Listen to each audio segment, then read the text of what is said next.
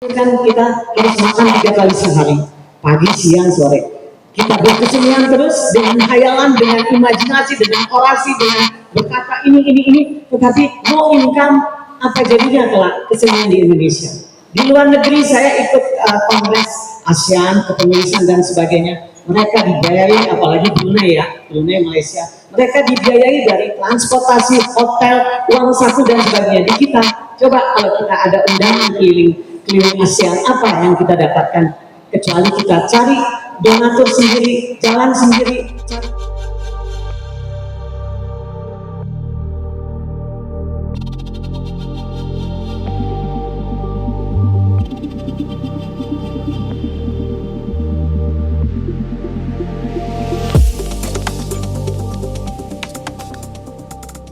Wijayo lahir pada 6 Mei 1951. Ia kuliah di ASRI, Akademi Seni Rupa Indonesia, Yogyakarta, dan pernah mendapat beasiswa untuk kuliah di Jan van Eyck Academy di Belanda. Dia adalah salah seorang perancang gerakan seni rupa baru Indonesia. Lantas namanya menjadi viral saat ia ditangkap oleh Laksusda Jaya pada Desember 1978 karena lukisan foto dirinya dengan pakaian jenderal berbintang berjudul Presiden tahun 2001 Soehardi. Lukisan tersebut sebagai bentuk protes yang sangat lantang di tengah pemerintah Orde Baru yang sangat represif dan militeristik. Juga lukisan tersebut merupakan sebuah perlawanan sekaligus tantangan yang cukup menantang kepada penguasa Orde Baru. Mas Hardi juga begitu dikenal sebagai seorang pribadi yang sangat peduli dengan kondisi sosial, politik, dan hukum serta hak asasi manusia. Acara diskusi kebudayaan ini adalah sebuah upaya untuk mengenang kiprah beliau dalam pergerakan sosial melalui kiprahnya dalam dunia seni rupa. Adapun pembicara yang akan menjadi pemantik diskusi adalah Aidil Usman, Komite Seni Rupa Dewan Kesenian Jakarta, Bambang Asrini Wijanarko, merupakan seorang kurator seni rupa yang cukup kritis. Fanny Jonathan Poik adalah seorang sastrawan, dan juga Yusuf Susilo Hartono, seorang kritikus seni. Semoga almarhum dan aktivitas ini dapat menginspirasi seniman dan budayawan untuk selalu bangkit menyuarakan akal sehat dan kesadaran di tengah realitas kehidupan di negeri ini yang semakin absurd. Oke, untuk tidak berpanjang, saya akan mencoba untuk membacakan biodata singkat dari masing-masing pembicara. Pembicara pertama nanti akan dimulai oleh Aidil Usman, lantas kemudian Mbak Fanny, lantas setelah itu Mas Yusuf Susilo Hartono, dan ditutup oleh Mas Bambang Asrini Wijanarko. Saya akan mencoba untuk membacakan biodata singkat Bambang Asrini Wijanarko. Dia adalah seorang kurator independen, menamatkan studi di bidang ilmu-ilmu sosial dan humaniora di Universitas Jember, Jawa Timur. Menjadi penulis aktif menyoal isu-isu seni rupa, selain sebagai jurnalis freelance sosial budaya sejak tahun 2000 di Jakarta. Ia melakoni studi perbandingan dan riset kuratorial seni, khususnya hajatan seni rupa kontemporer di Singapura, Sydney, dan Perth, bertepatan dengan penyelenggaraan Art Biennale di kota-kota tersebut. Bambang Asrini adalah salah satu kurator Jakarta Biennale 14 Maximum City yang diselenggarakan Dewan Kesenian Jakarta pada 2011. Ia beberapa kali diundang oleh galeri komersial di Singapura untuk kerja kuratorial independen. Ia juga melakukan kerja kuratorial di lebih dari 50 pameran seni di Yogyakarta, Jakarta, Bali, dan Surabaya pada tahun 2004 sampai 2009. Di tahun 2009, ia diundang dan berpartisipasi pada salah satu program seni dari National Endowment for the Arts oleh pemerintah Amerika Serikat via International Visual Art Journalists Institute di beberapa kota seperti Washington DC, kemudian Virginia, Baltimore, Philadelphia, dan New York. Esai kritik seni tulisannya di media tersebar di kolom kompas.com, Jakarta Post, Media Indonesia, Kompas, Jakarta City Life Magazine, Koran Tempo, Gatra, Republika, Dewi Magazine, Garuda, Flight Magazine, Esquire, Elite Indonesia, Harper Bazaar Indonesia, dan sebagainya. Kemudian biodata dari Aidil Usman. Dia lahir pada 14 Februari 1970. Dia bukan saja merupakan seorang perupa,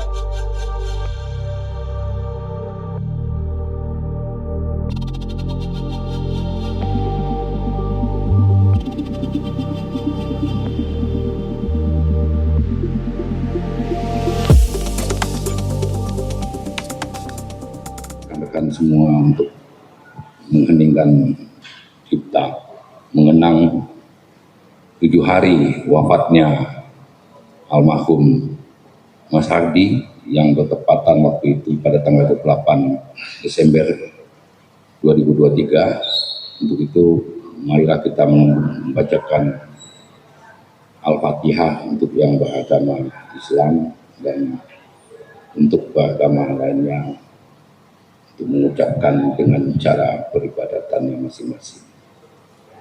Al-Fatihah.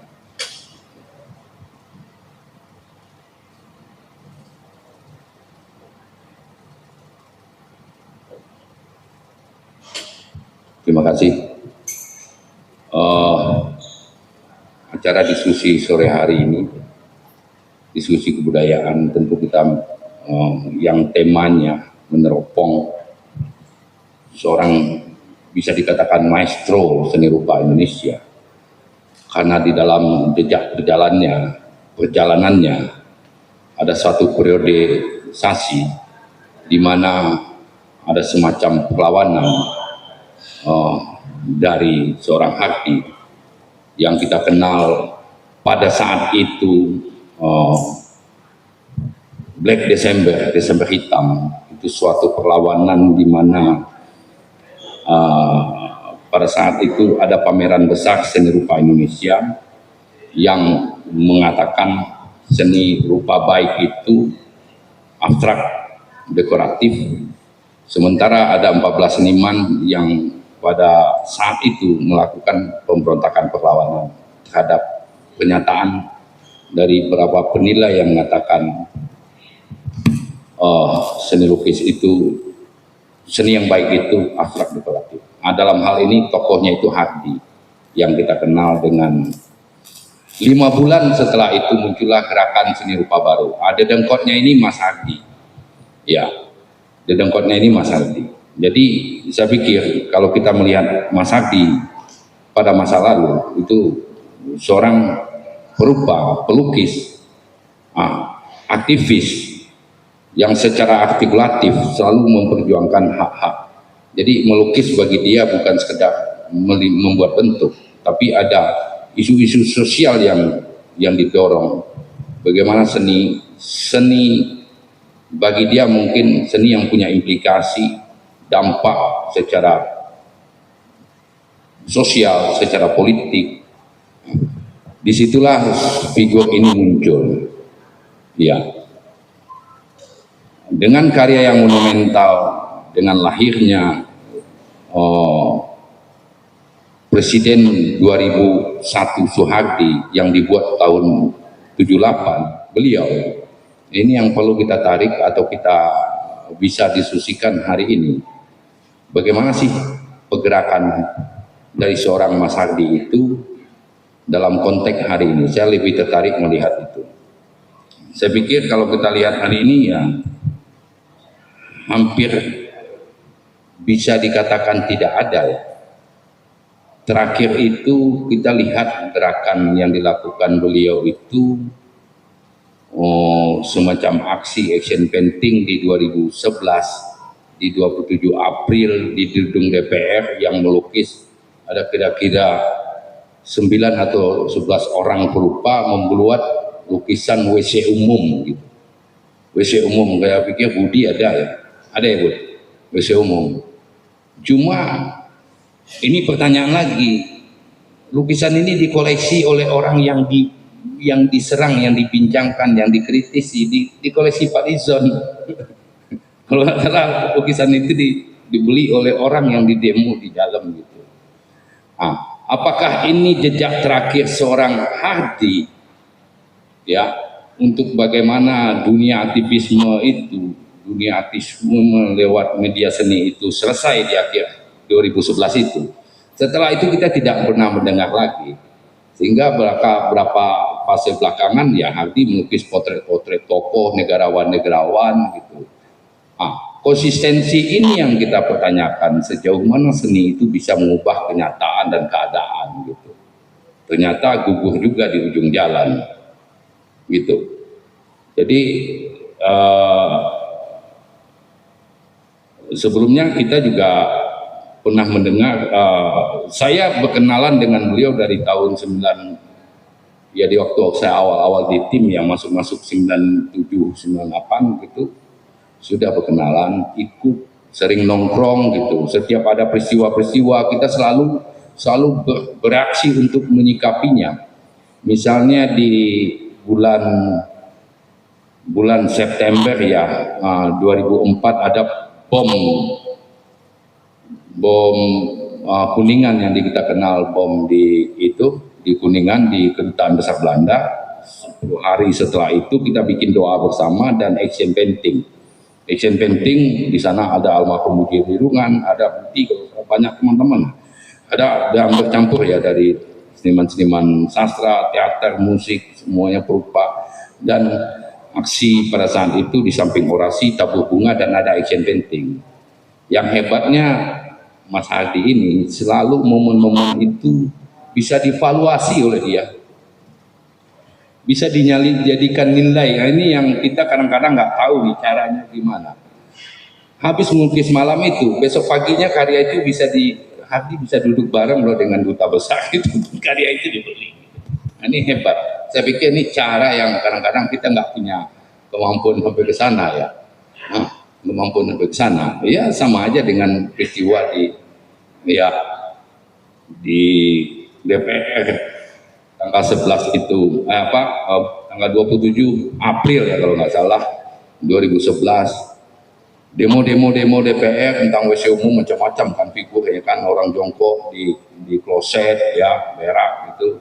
Ya dia melakukan ya, DPR saat itu yang menghambur-hamburkan uang rakyat tapi tidak bisa memberikan kontribusi atas kebijakan-kebijakan secara politik untuk bagaimana mempunyai perhatian. Nah dari situlah muncul aksi itu, tapi ujung-ujungnya karya itu dibeli juga.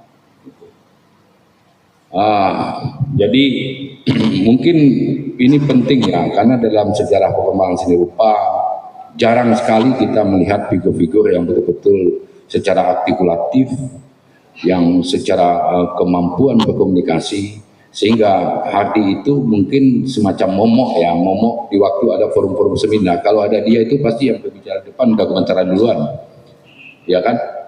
Pasti udah gemeteran duluan, karena dia sangat cerdas ya, berdiplomasi, berretorika, kadang-kadang nyeleneh, kadang-kadang tidak kontek, tapi bunyi gitu, artikulatif gitu.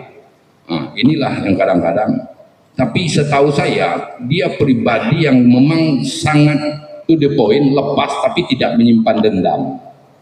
Ya, ya baru belakangan ini saya dikirimin tulisan oleh Pak Agus Dermawan, 50 tahun pertemanan dan 50 tahun perkawanan dan 50 tahun musuhan gitu. Jadi ini orang yang di dalam sejarah perjalanan yang hampir 50 tahun dari tahun 71 di Asri sampai di kemudian di belakang-belakang hari selalu aja berdebat, kadang saling caci maki, tapi di belakang dia ketawa-tawa pemaafan. Tapi situasi itu selalu tumbuh, tidak berubah dari sosok Hardi. Dan begitu juga dengan seorang Mas Agus ya, begitu bisa menerima setelah itu sudah tidak ada lagi. Mungkin hari ini bisa menjadi ruang untuk kita berdiskusi bagaimana sih cara-cara Mas Hardi itu, apakah kita bisa amini sebagai sikap atau perlawanan dari dunia seni rupa untuk kita bisa memantik hari ini bagaimana gerakan-gerakan itu bisa kita munculkan lagi dalam perspektif lain. Kalau tidak ya seni rupa kita akan begitu-begitu saja, saya pikir. Mungkin itu dari saya, Pak Amir. Terima kasih.